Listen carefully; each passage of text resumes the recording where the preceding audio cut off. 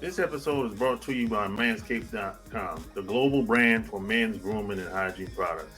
Manscaped just hooked me up with a bunch of stuff. The Perfect Package 4.0. It's a trimmer. It's waterproof.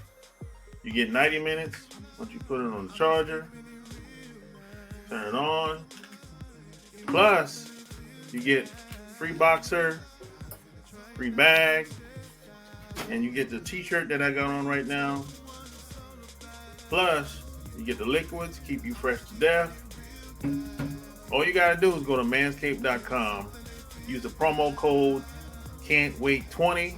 You get 20% off, plus free shipping, plus 2 free gifts at manscaped.com. Plus, you get a newspaper. We save balls. So all you gotta do to get 20% off is go to manscaped.com, plus free shipping, plus 2 free gifts, and use the promo code CAN'TWAIT20.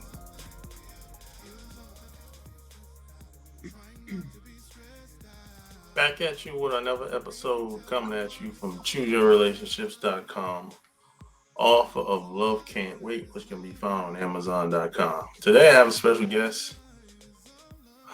They've assisted thousands of couples and singles to create lasting intimacy and fulfillment in their relationships. They are featured on Showtime documentary series Sexual Healing and Emmy Award-winning NBC show Starting Over. Best-selling authors of Sexual Enlightenment, endorsed by world-renowned spiritual pioneer Dr. Michael Beckworth, and the co-founders of TantraNova Institute in Chicago. They have coached billionaires, innovators, and power couples all over the world, shared their intimacy secrets at a global YPO conference in the city of Love, Paris, and got nominated as Changemaker at the White House, sponsored 2016 U.S. Women Summit in Washington, D.C. My special guest today is Elsbeth Freddy Weaver. Welcome to the show. Hi, Lopez. Good to see you. Great to see you. Thanks for having us on. Yeah, thanks for taking time to do this. Yeah. So where are you guys from originally? Oh, different places. You want to start? Yeah, born in D.C., raised in California and Hawaii, and I've been in Chicago for 20 years, where we've had our institute for 20 years. Wow. And you should hear his story, how he came to Tantra. Yeah, we'll get into it. Okay, I can tell you a little bit. Yeah, let's talk about it. Okay, yeah. So I started off doing a lot of what we teach in our workshops when I was 13 years old, living in Hawaii. My father was a practicing psychiatrist, and at 13, I was going through my puberty, so I was spending a lot of time in the shower. And well, my father took pity on me, probably thought I was going to hurt myself in there, and he gave me a book to read on how to integrate meditation and sex practices. And that allowed me to become a better athlete, a better student. I went on to college. Better lover. My girlfriend loved it, absolutely. And so I kept doing these practices after college and applying it in my personal relationships. And I was in the software business for a long time in San Francisco. A company hired me about 20 years ago, moved me here to Chicago. I was single. I met Elsbeth. And at that time, I was pretty tired of what I'd been doing in the marketing side of the software business. And Elsbeth was on her own journey, which she'll tell you about. Anyway, we pooled our resources and started this work. And since then, we've written book, TV, traveled all over the world, teaching these practices over the last 20 years to singles and couples, as you mentioned earlier. And there's no other approach to transforming what we most deeply desire. And this is where it can be relevant to your listeners, Lopez, in terms of what it is that we want. There's nothing keeping us from it but ourselves. So that intimacy, into me I see, are the practices that start to become more and more available to us as we do the practices. Intimacy. Yeah. Where I come from is very different than Freddy's. So I didn't have a dad who gave me a book on sex consciousness when I was 13 years old. I don't know about you, Lopez, but I surely wasn't in that kind of a family. I was born and raised in Germany, as you probably can tell from my accent. And so And I came to the United States in my late 20s to do postgraduate work in music. And then I moved on to get my doctorate in education. And then after that, I became a management consultant. And that was all in the 90s. I had gotten really good at consulting, but I was miserable in relationship. I had this pattern of attracting unavailable men. And while that was exciting, at times, most of the time, I was alone.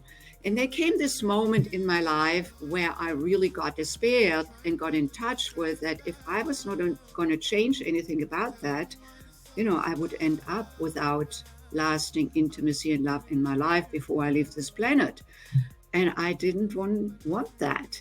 So I really started to look into myself, went to a meditation retreat, which was very impactful, and then went to a Tantra workshop.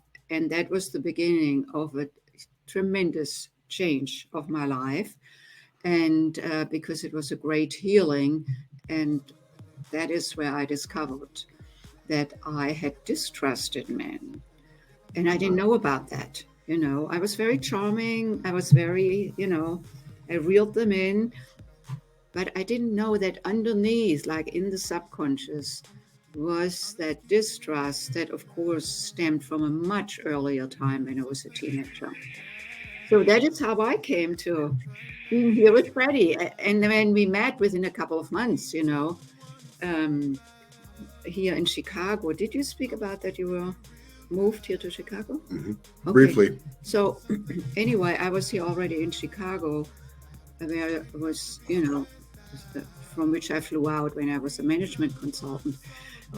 But through that discovery in my tantric healing, and then shifting that, I became open to actually recognize the man who was available. Because if I hadn't done my own work, I don't think I would have recognized Freddy, because, of course, I would have seen him. He's tall, he looks like a basketball player, very handsome and all of it, but recognized him as a potential partner. So by me clearing that pattern of unavailability, I was open to seeing the availability in another. Oh, P.S. What book was that, Freddy? Oh, the book. I forget the name of the book, but we've written our own book, and so that's the book to get now for anybody who's interested in what we're up to. But so we can talk a little more about what we do and how it can be relevant to your listeners. What do you think your listeners want to know? Well, first, what's tantric healing? What is that exactly?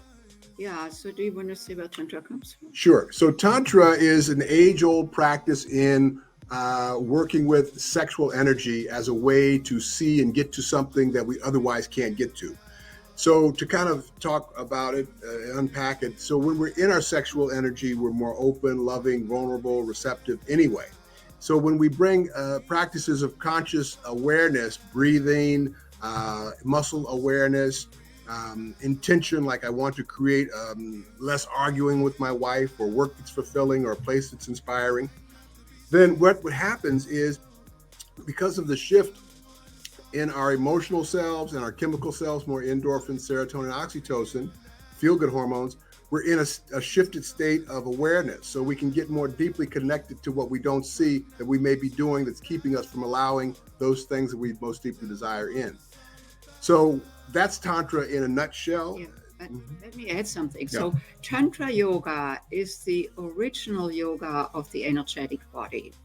While we are familiar with yoga practice here in the West, it's usually Hatha yoga that is about the physical body.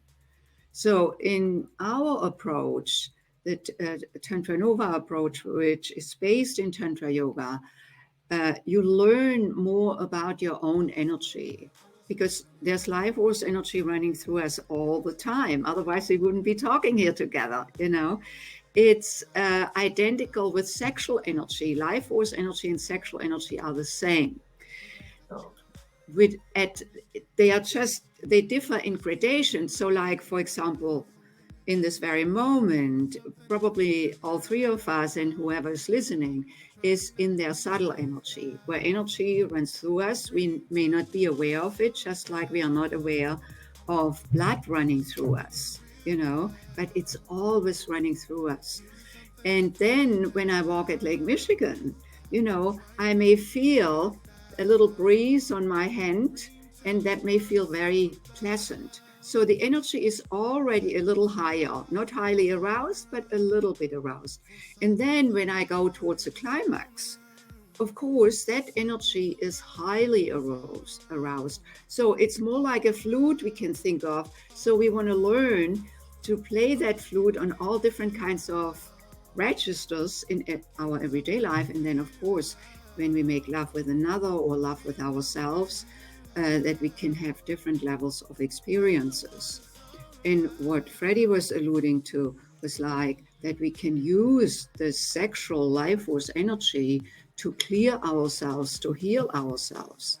Because in our culture, we see the sexual either like for procreation or for masturbation. Yeah, so pleasuring, which is all great, wonderful.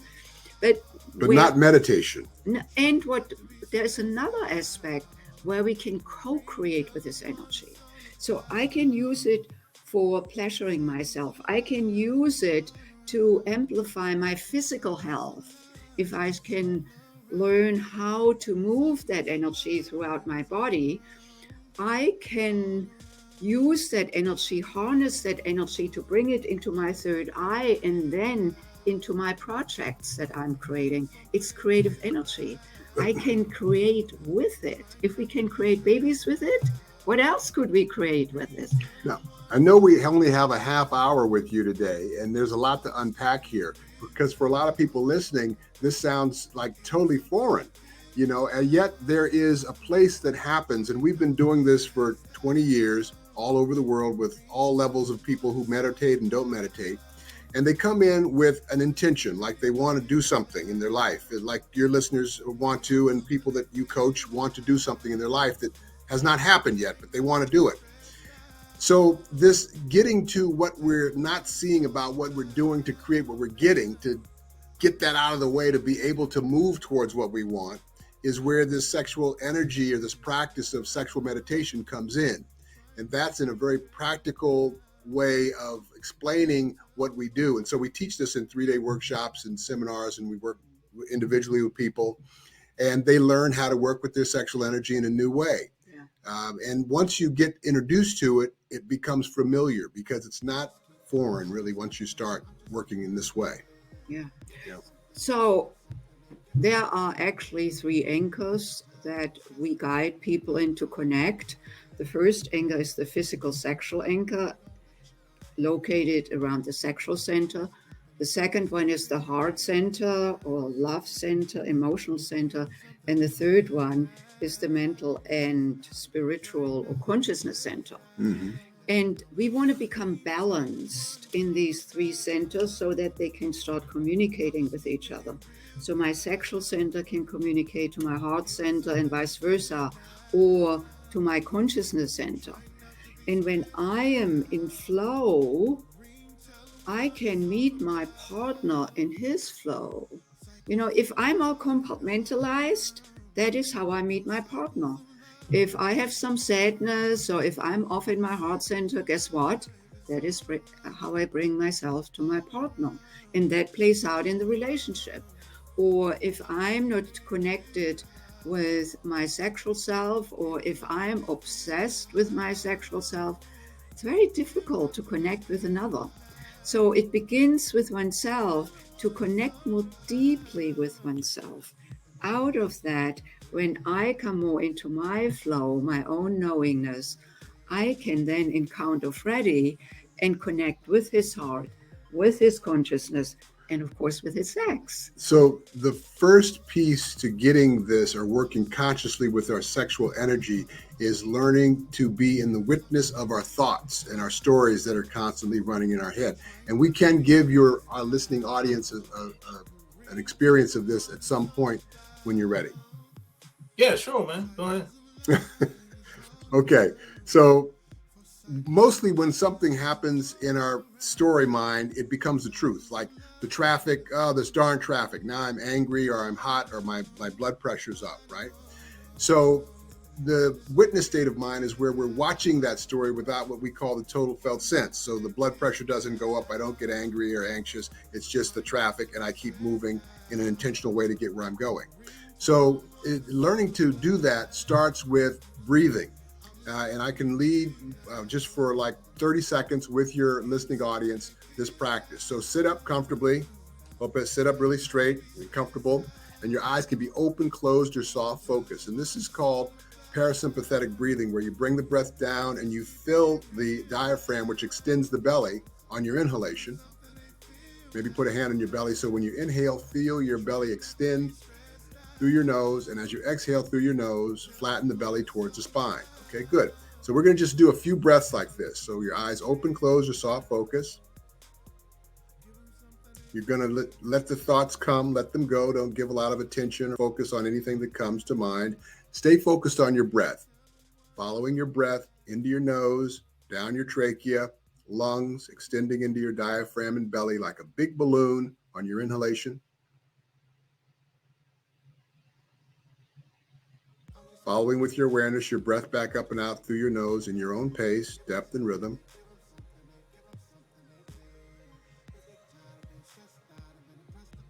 Breathing into your nose, trachea, lungs, extending into your diaphragm and belly like a big balloon on your inhalation. Stay with it. Following your breath back up and out through your nose in your own pace, depth, and rhythm. And while you're breathing in and out, take a moment and notice how you're feeling right now while listening to your breath coming and going. How is your body feeling right now?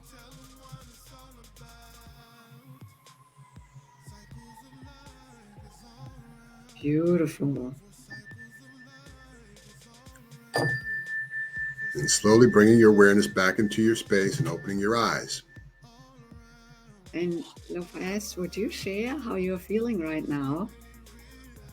Relax. Yeah, relax. So that was just a few minutes or just a few breaths, really, not even a minute, maybe 20, 15 or 20 seconds. Yeah. So within that short period of time, you probably saw your thoughts come in like, am I doing this right? Or did I turn this on or that? And then you came back to the breath and you didn't let the thoughts get in the way. So what that does when we breathe that way is it does a couple of things. One, it distracts our mind from believing whatever story is happening. So we're just watching the breath. And then two, we're oxygenating more efficiently. So more endorphins, serotonin, oxytocin. So we're actually putting our body in a chemical state of ease when we breathe that way. So that's the first thing that we start to learn as we start to move forward into learning and teaching sexual meditation. Yeah. So why that is relevant, the breath and what Freddy called coming into the witness state of what's going on with us. It's relevant because if I want to start watching my energy that shows up either in a sensation in my body, I'm aroused, horny, or I am, have a knot in my stomach, I'm afraid. It shows up in emotions. Emotions are pure energy. We cannot grasp an emotion. We cannot see an emotion with our mere eye, but we can feel it. So emotions, love, hate, joy, resentment, these are all emotions. And so we want to become more aware of our emotions and of our thoughts and of our feelings in the body. Because if I'm not aware of something, I cannot change it. I cannot also embellish something. So in terms of deepening our intimate experience with ourselves and or with a beloved, has really we want to start with becoming more aware. And just as you became aware of that, you felt more relaxed after you brought a focus to the breath, because that really gets us out of the busy mind. And that leads really to to being intimately connected first and foremost with myself. If I Into can me. into me. Into me, I see. Yeah. Intimacy. Yeah. So if I want to connect with Freddy intimately, I want to make sure that I'm connected intimately with myself.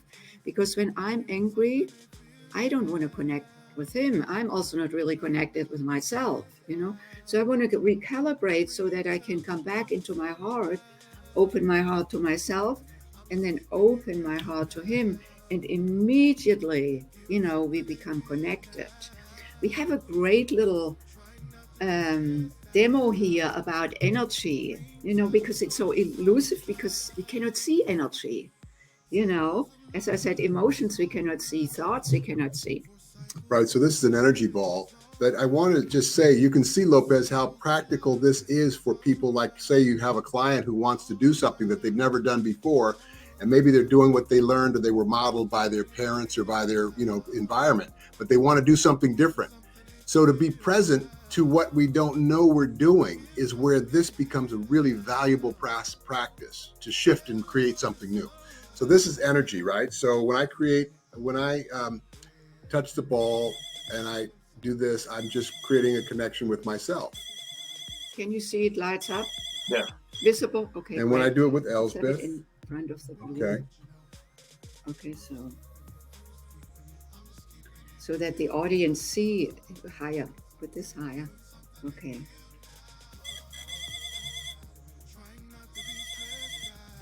and we're creating a connection. And if we break the connection, then the circuit is broken.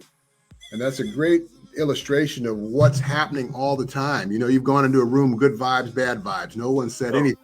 Yeah. You know, so we can listen, but it requires some developing to be able to start listening more deeply to things To the and our emotions and our energetic self. Yeah. Yes. So the energy ball is a great way of making energy, you know, visible and audible. So there is not only a circuit between me and Freddy when we bring, you know, our hands together here. It's also between, you know, just as Freddy showed earlier, there is a circuit within him when he does this. There's a circuit within me. There's a circuit between two people. There's actually a circuit between you, me, and Freddy. It's not visible, you know. But when we attune ourselves to energy, then we become more, can become more aware of it. Then that leads us to becoming more aware of sexual energy and the pleasure, you know, that it entails, and the joy for connecting with self or another. And let me add, you know, when we are in our sexual energy, this stuff that we're talking about now seems foreign, but when we're in, for maybe some of your listeners, but when we're in our sexual energy, we just naturally are shifted.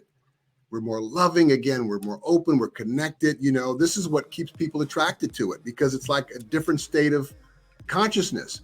So imagine bringing awareness and consciousness to this, with where the sexual piece takes us, aligned with an intention. You can see how unmasking it can be for us in terms of getting to that unconscious part of ourselves we don't see. That's creating what we're getting. And that's the magic or the simplicity of it all, and how we're using and teaching how to use sexual energy to get to something, transform into something that we haven't done or created before. Yeah, and out of it, you know, deeper love arises, deeper connection. I'm wondering if you have any question. You've been a great listener. No, I love it. I love what you're talking about. Yeah. So, you know, I think this, what y'all teach, I think this should be common in society, but it's, I don't think it's ever going to happen. I'm an optimist, but I don't know. But we are here messengers to change that. No doubt about it. Yeah. I agree 100%. But when I say commonplace, I'm talking like.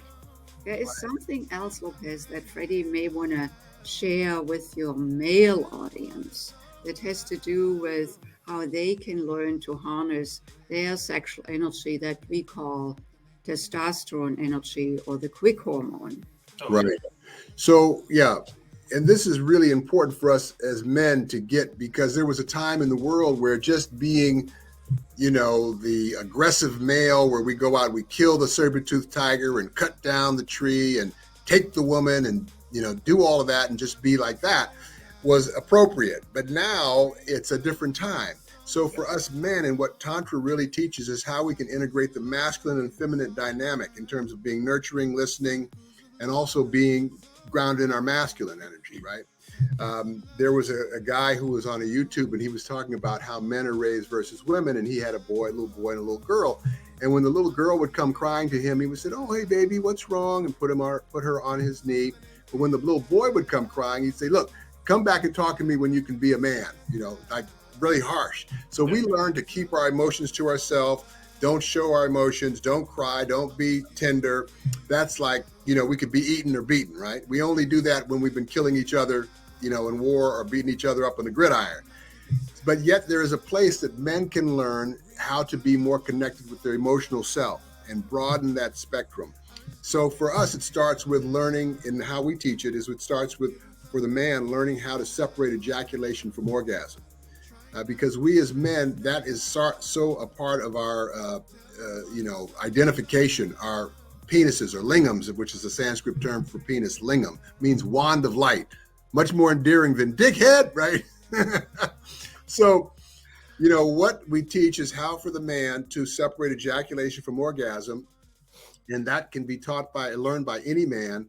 And it's like, say, 10 being the ejaculatory moment, learning to use your muscles and energetic awareness and your breathing to play with those edges. So now a 3-second orgasm can last for an hour if you want, right?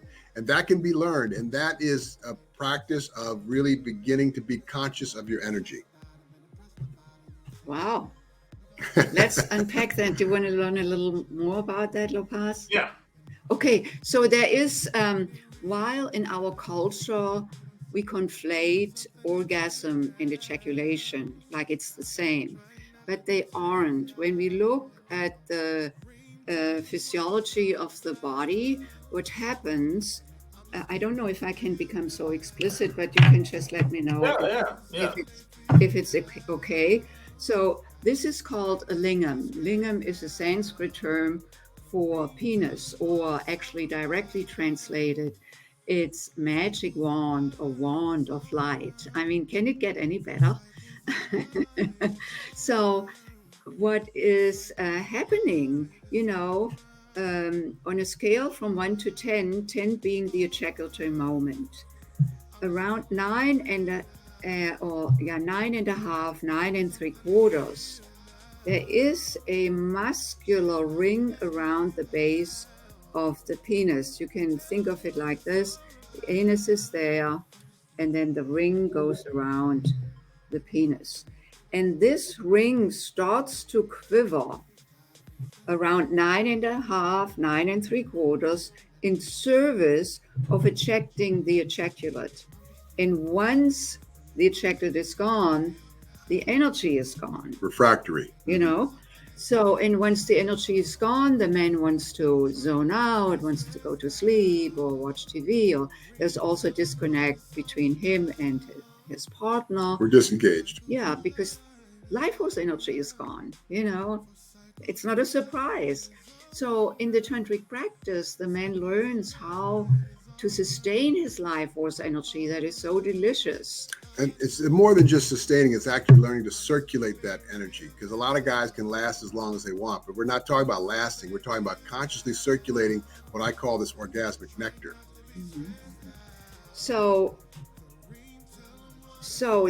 the ejaculation, the actual ejaculation is a reflex in the pelvic floor. So Freddy teaches an all-men's workshop, which is called Men, Sex, and Power. And that workshop teaches guys a solo practice where they can learn how to master this muscle so that it doesn't go off. It's a reflex, just like the knee, when you hit the knee. But you can learn to master that muscle when that muscle doesn't go off, the ejaculate doesn't come out. At the same time, the man learns to breathe up that wonderful feeling, the sensation that orgasmic sensation up into his heart, from his lingam into his heart. And perhaps you want to take it from here, how that feels. Right. So this experience is familiar once men start doing this. And by the way, in our workshops, there's no nudity. This practice is shown with, props, and then you do it as a homework practice between the first day and the second day in the men's workshop. So any kind of guy can come to it. It's not for gay people. It's not for straight people. It's for every people, right? In terms of the men's workshop. And then we do the co-ed workshops as well. And you mentioned earlier that you don't know if this could ever be something that could be unpacked, with regular folks, but we actually work with corporate groups all over the world. Really? They get it. Yeah. Anybody in a body who's willing to get this. You don't have to be, people are making love with themselves or each other in the bedroom. So what we've designed is a way to present this in a way that's not uncomfortable for people. So you don't have to be nude with a group or have sex in a group. It's very, very palatable for anyone. Safe. It's very safe. Okay. Yeah. So that's one of the ways we've learned to, scale or create, just everybody being able to come to these workshops. Oh, that's great, man. Yeah. So, and if people want to learn more about us, and how they could study this with us, they just can go to TantraNova.com. Yeah. TantraNova.com. Right. The new Tantra. TantraNova.com. Yeah, this is my last question. How did y'all even know that y'all could teach this?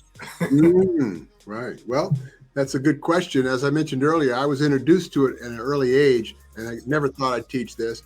Then when I met Elsbeth, she had done a 2-year certification program in Maui. So I did the same program, and that helped us formulate, a path with our curriculum. And that's where I started really seeing that there was a market, a viable way that we could package what we're doing or what this is for people to get it. Yeah. And both, just as Freddy really learned from his dad, who was a psychiatrist, and used the tantric approach in working with, when he was training, therapists. So he grew up in this environment and then took workshops and all of that. But his dad's approach, psychiatric approach and psychological approach, which is called creative self-discovery, that his dad developed that. Freddy is trained in that just by being around his dad, being in the seminars with his dad, supporting his dad. So he got it with the mother milk a little bit.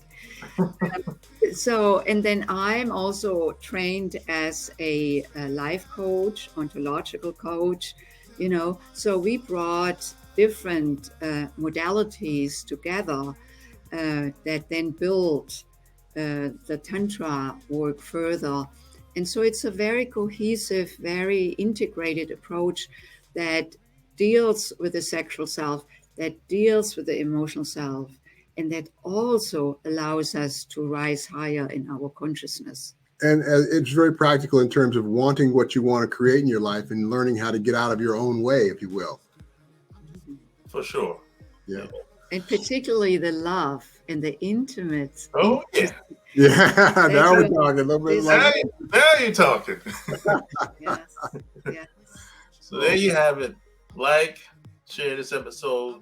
All links will be found in the show notes. Tell me what you think below. Until next time, we out. Peace.